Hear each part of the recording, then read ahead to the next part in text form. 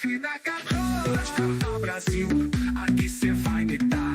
Com o MC Mela, as dicas vão bombar. Escala o teu time e manda bem no cartola. Se liga no Tuf, vai me dar na hora. Fina Cachola, Fina Cachola, Fina Cachola, Fina Cachola. Salve galera, vamos aí para a rodada 3 do Brasileirão. Hoje vou dar um apanhado geral, tá? Apresentando para vocês a análise, confrontos, né, para a rodada 3, apresentar um time, alternativa inicial e a nossa escolha dos top 10 iniciais para essa rodada. Deve ser um videozinho um pouquinho mais longo. Aproveitem, é muita qualidade. Então nós vamos começar falando, né, sobre os jogos. Então a gente vê aqui que explicar para vocês os jogos. Eu uso as cores verde, amarela, laranja e vermelho. O amarelo significa um jogo que você tem que prestar um pouco de atenção. São jogos perigosos e, claro, tem peças interessantes, mas são jogos que a gente tem um pouco de incertezas em resultados, tá? Os de laranja são aqueles jogos mais perigosos, com boas peças, mas com resultados totalmente incertos. Os verde clarinhos e verdes escuros são aqueles que a gente dá probabilidade de vitória a um dos times, principalmente aqueles times favoritos que jogam em sua casa. E os verdes escuros ainda tem aquela pequena possibilidade de um SG. Os vermelhos, aquele jogo que não é muito interessante para a rodada, que vale mais a pena fugir de certos jogadores do que fazer apostas cegas. Se que você vai fazer um time de tiro curto, um time diferenciado, e você quer riscar algum jogador desses confrontos. Tirando isso, não compensa jogar jogadores que estão na tarja vermelha. Vamos começar aqui com Mirassol. Minha análise baseia-se num equilíbrio emocional e tático. O Mirassol está leve, enquanto o Cruzeiro joga em um peso de uma camisa gigante e em um mau momento. Meu palpite é uma vitória do Mirassol ou empate. A minha justificativa é que o Mirassol já venceu o Vasco em casa, goleou o São Paulo no Paulista esse ano. O Cruzeiro tem demonstrado uma fragilidade emocional após sofrer o primeiro gol. Se o Mirassol marcar cedo, a tendência é que o Cruzeiro se desorganize em buscar para buscar o empate. É um jogo perigoso para o Cruzeiro. O Mirassol não se intimida e tem um conjunto muito mais ajeitado nesse momento. Para o time mineiro, qualquer ponto conquistado deve ser considerado um lucro diante das circunstâncias atuais. Dá mais que o Cruzeiro não faz boas partidas desde 22 de janeiro, com 4 derrotas e apenas uma vitória contra o Betim. Perdeu para o Curitiba, perdeu para o Botafogo, para o Atlético Mineiro e para o Democrata. E o Mirassol, sempre muito forte em casa. O Cruzeiro do Tite ainda não se acertou, defensivamente muito fraco, e ofensivamente não tem trazido tantos perigos. Esse é um jogo que você tem algumas possibilidades aí por jogadores do Mirassol. Do Cruzeiro não arriscaria ninguém, Mirassol um ou duas peças. Aí vamos aí para o jogo que está em vermelho, Chapecoense e Curitiba. Um jogo perigoso, né? Um jogo que dois que subiram agora da Série B, né? Chapecoense costuma ser muito bom em casa, Curitiba jogando fora de casa melhor que em casa. Então vamos lá, eu vejo o equilíbrio desse jogo, tá? A Chapecoense apresenta o quinto melhor aproveitamento entre os times da Série A, sustentada pela Arena Condá, que voltou a ser um caldeirão. Já o Curitiba, sob o comando de Fernando Seabra, demonstrou nos últimos jogos uma maturidade tática importante para vencer fora de casa. O time costuma ser muito agressivo nos primeiros 15 minutos. O Coritiba conta com Pedro Morisco em fase espetacular. Esse goleiro é muito bom. O goleiro foi herói da primeira rodada, com 9 manteve o nível contra o Cruzeiro. O histórico recente entre as equipes é equilibrado, com empates de 0-0. Último encontro em agosto de 2025. Último encontro em agosto de 2025. Meu palpite é um empate ou vitória da Chapecoense. A minha justificativa é que a Chapecoense está em uma fase de confiança extrema após 4 pontos contra 3 do Santos e um contra o Vasco na temporada 2026. Ainda não perdeu nenhum jogo em casa. O Curitiba é um time muito bem organizado, mas tende a sofrer com a pressão inicial na Arena Condá. Mas fora de casa, costuma vencer seus jogos por placares pequenos. Jogando em casa, ganha mais jogando em casa do que fora. É um jogo bem propício para um empate. Então, por isso ele está em vermelho, porque como o Curitiba costuma vencer seus jogos fora de casa, por 1-0, coisinha assim, segura bem defensivamente. E a Chapecoense também muito bem jogando em casa, já tem uma vitória considerada aí em cima do Santos, jogou fora de casa, conseguiu um empate contra o Vasco, então vem também motivado. Então, é um jogo muito perigoso para a gente dar algum resultado. Aí temos aí Atlético Mineiro e Remo. O Remo já mostrou que é um time bem fragilizado, mas o Atlético Mineiro também não está conseguindo fazer grandes jogos, né? Fez um bom jogo aqui, outro ali, mas o São Paulo ainda não conseguiu acertar muito bem o time, principalmente na parte ofensiva. Com isso, a parte defensiva acaba sendo sobrecarregada. E ofensivamente, o Remo tem boas peças aí, né? Alex Manga, Patrick, João Pedro. Então, tem peças interessantes que podem sim quebrar o SG do Atlético, pelo momento que o Atlético vem fazendo aí no seu jogo. Mas ainda é o SG improvável para rodar. Então, a relevância desse jogo é o máximo para o Atlético, que não pode se dar o luxo de perder pontos em casa. Vai jogar na Arena MRV, contra o recente promovido aí, o Remo. Apesar do Remo ter mostrado poder ofensivo contra o Mirassol, a superioridade técnica do elenco mineiro e o mando de campo na Arena MRV tende a prevalecer. O Remo deve jogar fechado, explorando contra-ataques, com Pikachu na pressão e dando pressão no Galo. A pressão do Galo deve ser decisiva. O Atlético entra como um franco favorito. Qualquer resultado diferente de vitória atleticana será considerado uma grande zebra e aumentará a pressão sobre a comissão técnica mineira nesse início do Brasileirão. Então, o Atlético realmente não pode se dar o luxo de perder esse jogo, né?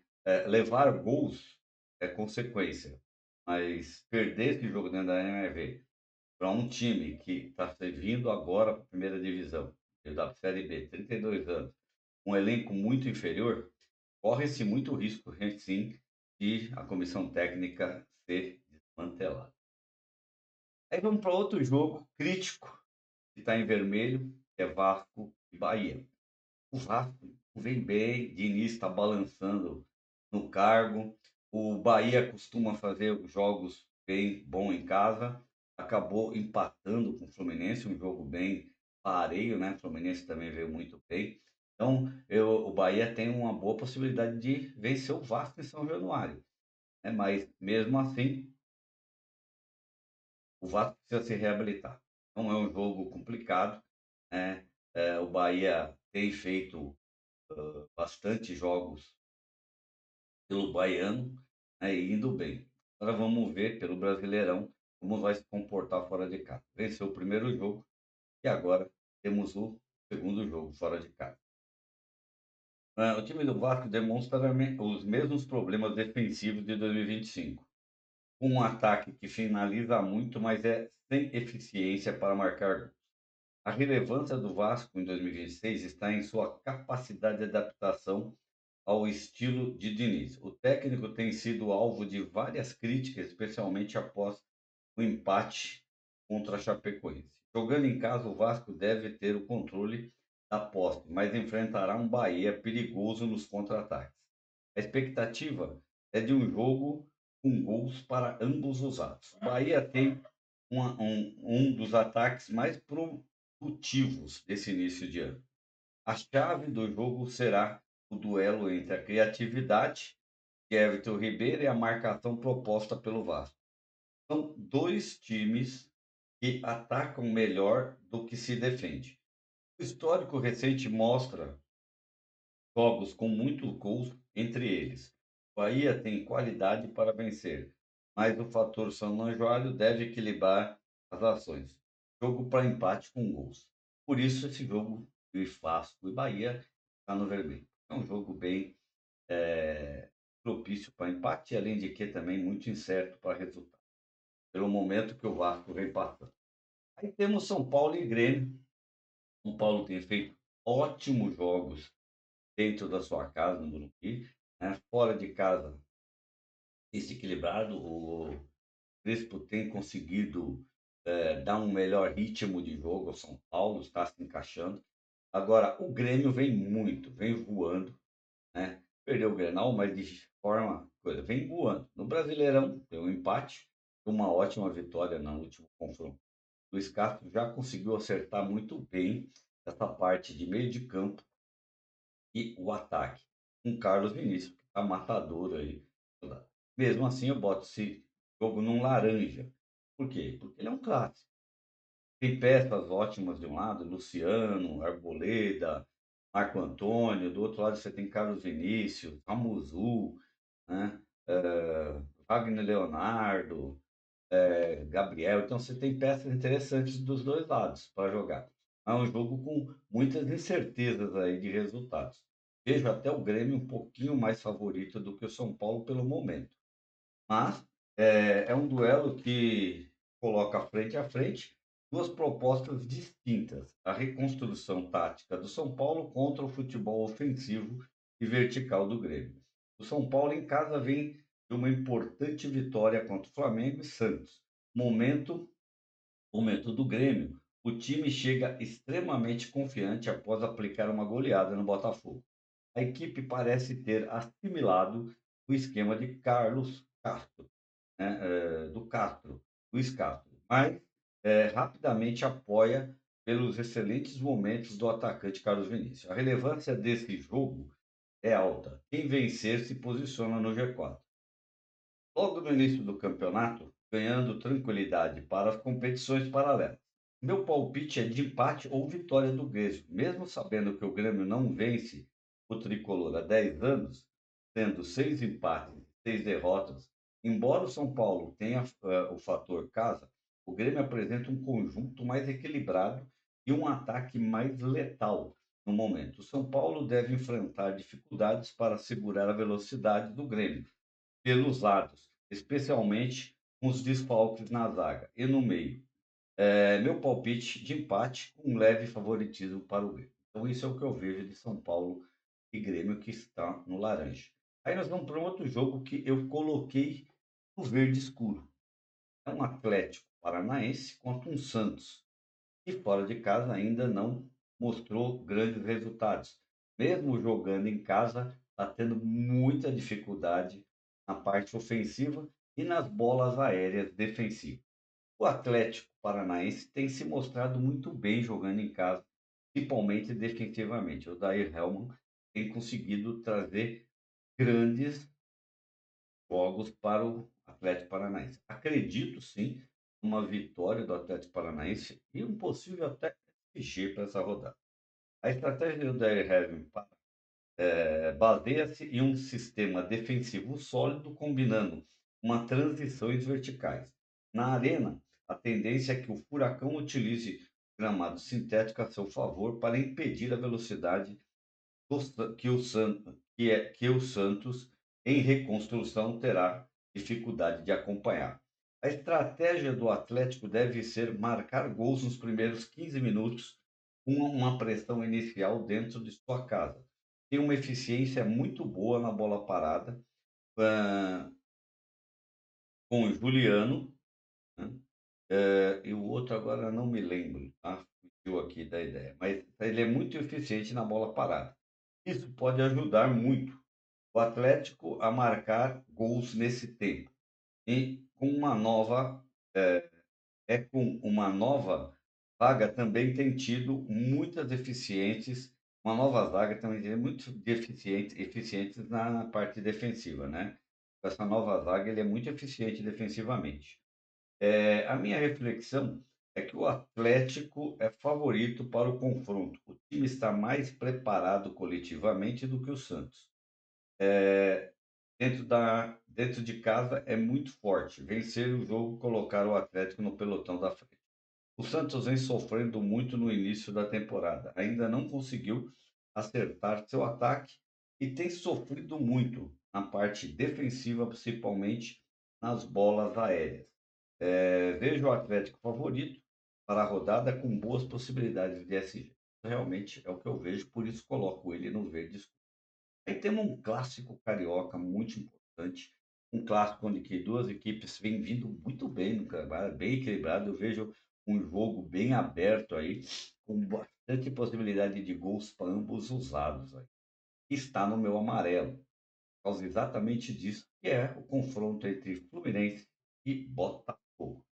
O Fluminense em 2026 tem 62% de posse de bola em média, Maracanã, mas o Botafogo lidera o índice de passes progressivos. Isso indica um jogo onde Flu terá a bola, mas o Botafogo tentará ser cirúrgico em poucas chegadas. A maior coesão do Fluminense e o entrosamento do sistema de Zubeldia dão ao tricolor uma vantagem bem clara. O Botafogo tem ótimas ideias, mas na execução ainda falha sob pressão intensa, que é exatamente a especialidade desse Fluminense de 2026. É um jogo que tudo pode acontecer. O Fluminense favorito por estar mais bem preparado ofensivamente e defensivamente do que o Botafogo. O jogo para que ambos marquem. Mas cuidado, é sempre um clássico, né? Eu acho que é jogo para gols de ambos usados, tanto parte ofensiva. Os dois times estão jogando muito aberto. O Botafogo tem levado muitos gols exatamente por causa disso. O Fluminense leva menos gols, mas também tem feito gols também.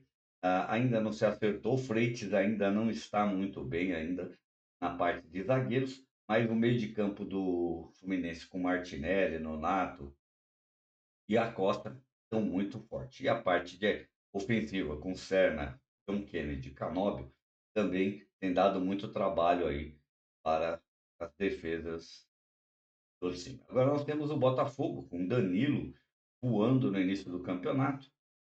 Arthur Cabral tem entregue boas médias, né? O Botafogo jogando pelos lados com o Arthur, Alex Telles subindo, Montoro também fazendo os tacões, também tem trazido bastante dificuldade para as defesas adversárias, né? Lá atrás, sim, o Botafogo está muito misto, está tendo que improvisar jogadores, mas Alexander Barbosa fazendo um grande jogo. Aí vamos para Corinthians e Atlético e Bragantino, Red Bull Bragantino. Está no verde claro. É um jogo, claro, que o Corinthians costuma ter muita dificuldade aí contra o Bragantino, né? É um jogo que eu acho que ambos marcam também, né? Ainda mais que o Corinthians deve ter desfalque do seu goleiro, mas o Corinthians vem numa ascensão muito boa nesse início de 2026. Como o Bragantino também vem voando dentro e fora de casa. É um jogo propício aí com a vitória do Corinthians, está jogando na Arena, está motivado com chegou agora no final do ano da Recopa, né? Tá conseguindo se encaixar. E o Bragantino é um time muito forte, na mão do Wagner Mancini. Um jogo para para se ter muita cautela. O Bragantino leva certas vantagens, tem um tabu sobre o Corinthians, venceu os últimos 5 confrontos diretos contra o Corinthians, o último por 3-0 e vem muito bem defensivamente. Um time que ainda na temporada e nos jogos Paulista e Brasileiro não levou gols, contra o Corinthians tem algumas dificuldades ofensivas, gols, gols. Corinthians tem algumas dificuldades ofensivas, mas o jogo que costuma ser equilibrado. No momento do Corinthians é de felicidade, com 2 títulos da Recopa, Copa do Brasil, isso pode dar uma confiança maior para o Corinthians nesse confronto. Mas é um palpite difícil de se dar. Por estar jogando em casa, tem uma leve vantagem, mas pode ser empate até sem gols. O histórico de Dorival e o de Mancini, a vantagem de Dorival também é o histórico geral entre o Corinthians, né, a vantagem é do Dorival. Mesmo no histórico geral do Corinthians e Bragantino na Arena, dá uma possibilidade de 40% para o Corinthians, apesar do último jogo ter perdido. Então, o Corinthians sim tem uma possibilidade um pouquinho maior de jogar na Neira, pelo esse momento que está aí do Corinthians, né? Principalmente Yuri Alberto, Bidon, Mateuzinho, Bidu tem feito bons jogos. Na parte de zagueiros, Luiz Henrique e o menino novo que chegou tem feito boas partidas, né? O meio de campo do Corinthians, o mais sólido, Camilo, com Ranieri, Cantilho e Ranieri. Então, eu acho que o time do Corinthians está mais bem preparado do que o último confronto. Vejo sim a vantagem do Corinthians para esse jogo, mas acredito num resultado aí de 2-1 aí, para qualquer das partes, mas sim mais para o Corinthians. Aí um outro clássico, né, que é complicado, tá no laranja, o Internacional também não vem bem, né? O Palmeiras tem feito partidas excelentes. É claro que a gente não pode contar a goleada em cima do Vitória, como o Palmeiras agora está voando. Fora de casa ainda tem jogos difíceis, né, para conseguir vencer seus jogos fora de casa. Vitor Roque e Flaco Lopes deram uma esmorecida. O Internacional não está conseguindo encaixar, principalmente em jogos fora, apesar de ter feito um bom jogo contra o Flamengo. Eu acho que é um jogo bem propício aí para empate aí, com gols de ambos os lados. Mas é um jogo difícil para se analisar, né? É um jogo complicado, bem internacional. Não vem bem ainda no Campeonato Brasileiro, apesar de estar muito bem o Gaúcho, mas quando enfrenta times de um nível maior, tem dificuldades. O Palmeiras, na parte defensiva, está com um bom momento, está num bom momento. Com Borré e Carboneiro, mas o Palmeiras, na parte defensiva, está em um bom momento. Borré e Carboneiro, Palmeiras tem muito estável,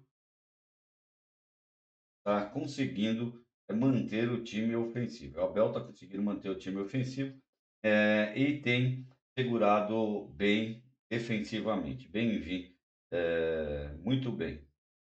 O cuidado maior é com Borré e Carboneiro aí, que estão jogando bem. Borré está numa fase muito boa, Carboneiro vem voando no Inter, né? Mas a gente não pode esquecer também que tem o maestro Alan Patrick também, que pode ajudar muito. Mas se for bem marcado, é difícil você eh, fazer com que o Inter jogue verticalmente para cima do Palmeiras, né? O Palmeiras é o segundo colocado no Brasileirão. Acredito que é um jogo onde o Abel vai impor a sua força e o Internacional vai ter que jogar muito para furar a parte defensiva. Palmeiras. Ofensivamente, o Palmeiras muito forte, mostrou isso na goleada contra o Vitória. Então, acredito que é um jogo bom para empate, com gols, com um leve favoritismo aí para o Palmeiras. O jogo de Flamengo e Vitória foi adiado, não vai ter para a próxima rodada. Então, agora a gente vai passar para vocês nosso campinho aí, com os jogadores aí, para uma liga clássica, né? Vê que a avaliação de potencial dele está no verde muito forte, tá? Poucos amarelos, é mais verde, então ele está ótimo de potencial, uma confiança regular e a média de jogadores está excelente. Não é um time para valorização, é um time mais para pontuação. Nós temos aqui no nosso time, da seguinte forma, nosso goleiro, o Walter da Chapecoense, os laterais, Renan Lodge, do Atlético Mineiro, e Igor Formiga, do Mirassol. Os zagueiros, Júnior Alonso, do Atlético Mineiro, e Gustavo Martins, do Grêmio. No meio de campo, está formado por Maurício, do Palmeiras, Costa, do Fluminense, e Felipe Coutinho, do Vasco. Nossos atacantes, né, estão Riveiros, do Atlético Paranaense, Hulk, do Atlético Mineiro, e Yuri Alberto, do Corinthians. Nosso reserva de luxo, o atacante John Kennedy. O técnico é o técnico do Chapecoense, Gilmar Dalpozo. Esse time custou 118,93 cartões. É um time bom para pontuar, um time inicial, claro, quem acompanha o nosso canal Rádio Cartola Brasil sabe que a gente faz atualizações de todos os times e de todos os top 10 na véspera do jogo. E além de que, ainda damos as nossas confirmações e análises no, na live de fechamento, 2 horas antes de fechar o mercado do cartão. Não esqueçam de deixar aquele like, se inscrever no canal, dar aquele apoio ao nosso canal para que a gente possa crescer. Quem quiser ser membro do nosso canal tem grandes novidades lá e grandes recursos pelo um precinho muito barato, né, por mês. Vai ter muito conteúdo diferenciado para os meus. E quem puder, RIP no nosso canal, ele é grátis. Tem um pago para quem quiser ajudar, mas RIP lá no nosso canal para que a gente possa crescer mais ainda. Agora vamos passar para vocês os top 10 da rodada por posição, né? Aqui nós temos Walter, goleiros, Walter em primeiro lugar do Mirassol, em segundo lugar Everson do Atlético Mineiro, na linha verde, Santos do Atlético Paranaense em terceiro lugar da linha verde, Fábio do Fluminense na linha verde claro em quarto lugar e Léo Vieira da Chapecoense também na linha verde em primeiro lugar. Todos os jogadores que a gente vai falar que estão na linha verde são primeiro escalão para, para as escalações, são os melhores para a escalação. Em segundo escalão vem a linha amarela e em terceiro escalão a linha laranja. E assim sucessivamente para todas as posições. Na linha amarela temos Cleiton do Bragantino e Pedro Morisco do Curitiba. Na linha laranja vamos ter Rafael do São Paulo, Marcelo Rangel do Remo e o Everton do Grêmio. Partindo agora para os laterais, começando com a linha verde, que é o primeiro escalão. Renan Lodge, do Atlético Mineiro, René, do Fluminense, Igor Formiga, do Mirassol, Janinho Capixaba, do Bragantino e Walter Clar, do Chapecoense. Esses são os 5 primeiros laterais da linha verde, né, que é do primeiro escalão. Ah, tem mais Luciano Juba, do Bahia, que também faz parte do primeiro escalão. Na linha amarela, os laterais Mateuzinho, do Corinthians, e Preciato, do Atlético Mineiro. Na linha laranja, Uma Rodrigues, do Vasco, e Gilberto, do Bahia. Indo agora para os top 10 zagueiros da rodada. Na linha verde, primeiro escalão, começamos com Júnior Alonso, do Atlético Mineiro, Gustavo Marques, do Bragantino, Gustavo Martins, do Grêmio, Arthur Dias, do Atlético Paranaense, e James, do Fluminense.